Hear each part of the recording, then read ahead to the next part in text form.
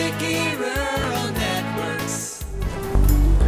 Hi everyone, I'm Tim. And I'm Josh. And it's another edition of Tech Tips on DRN TV for you. Today's episode, we're going to explain what your power supply is. Josh, what's the power supply? I thought you'd never ask, Tim. What happens when fiber customers get hooked up to fiber optic equipment is we put a card on the outside of the house, and that card requires power. In order to do that, we have to put a power supply in the customer's premise that hooks up near the electrical panel. It hooks up to an outlet, but it's normally near the electrical panel. It's a small white box about the size of a small shoe box, and that has to stay plugged in for your internet and for your all your services to run. Actually, the power supply has a small battery right in the box, and what that battery does, it supplies power to your telephone. So, in case of a power outage, you'll still be able to use your telephone for an extended period of time, 8, 12 hours possibly. But the thing about it is, when you lose power to that box, your internet service and your television service will not work. So if your phone is working and the other two services aren't working, one of the main culprits you might want to check is the power supply, because if there's no power to that, then those two services aren't going to work.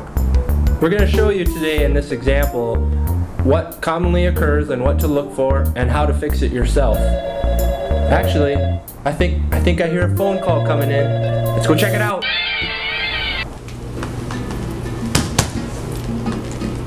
My TV's out again. My phone's out. And so it's the TV and... Yep, the phone's still working. I better call Sticky Rural Networks to see what they think. Street door? Okay. Thank you for calling Sticky Rural Networks. This is Pamela. Hello, my TV went out and I was wondering if my internet is out as well. And your phone number, please? Okay, and your TV is out. Have you checked your battery backup box? Yeah, it's that white box about the size of a shoe box. It says Cyber Power on the side of it. Yep, that should have 2 green lights on it. Okay, check that and get back to us. Thank you.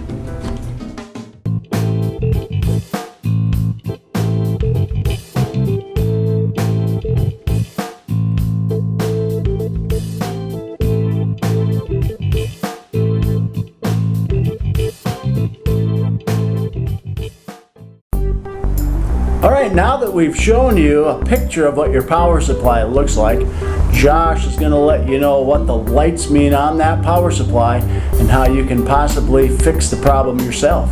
Once you've found that power supply, you're going to want to check out the lights. If it's got 2 green lights, the service is probably working and you'll probably want to give us a call back. But if one of the lights is orange, or if you see a red light on there, you're going to have some issues. The first thing you're going to want to do is trace the 2 black cables coming out of there.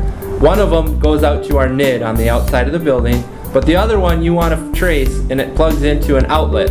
That outlet's got to have power going to it. You can test that by just plugging in an electrical lamp or a hair dryer. Just verify that there's power there. If there's good power there, your job is done. Just give us a call back and we'll have to send a technician out to take a look at it. But if you don't have power there, you're going to want to take some steps to fix that. Sometimes the outlet could be a ground fault outlet.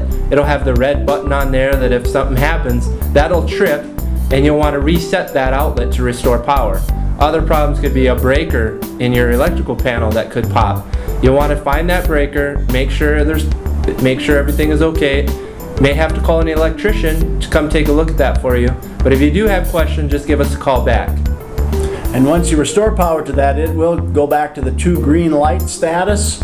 If it just had an orange and a green, that means there's no power. Once you get power back to it, there's 2 green lights. Your television service, your internet service will come back up immediately. One thing to note too is if you don't have any lights on it, it could be that the battery is actually dead. That would mean that your telephone service probably wasn't working at the time either. So all 3 of your services wouldn't be working if there's no lights on it whatsoever. Then if you restore power, all 3 of your services should come back right away. The one light that Josh talked about, the red light, if that's on, then there's usually a problem and you'll have to call us right away if there is a red light on it. Yeah, the red light usually means there's a problem with the battery. And if there's a problem with the battery, you'll want to give us a call because we need that battery running to keep your phone operational if you lose power. All right. Anything else, Josh, as far as the power supply, battery backup box is concerned? The biggest difficulty is people have trouble finding it, and you don't want to wait to try and find it when you're out of power. You'll want to take the steps before you lose power to know where it's at, and so you're prepared when you do lose power. Yeah, and so hopefully this video will give you a little idea of checking out where your power supply is so you know where it is in the event that you do have some issues. So, thanks again for watching. Make sure to check out all our videos, our how-to videos, on our YouTube channel. It's DRN Tech TV. Also check us out on Facebook, and if you have any other items you'd like to check out, you can also check out our websites, drtel.com or drtel.net. Thanks for watching. Thanks for watching, and we'll See ya.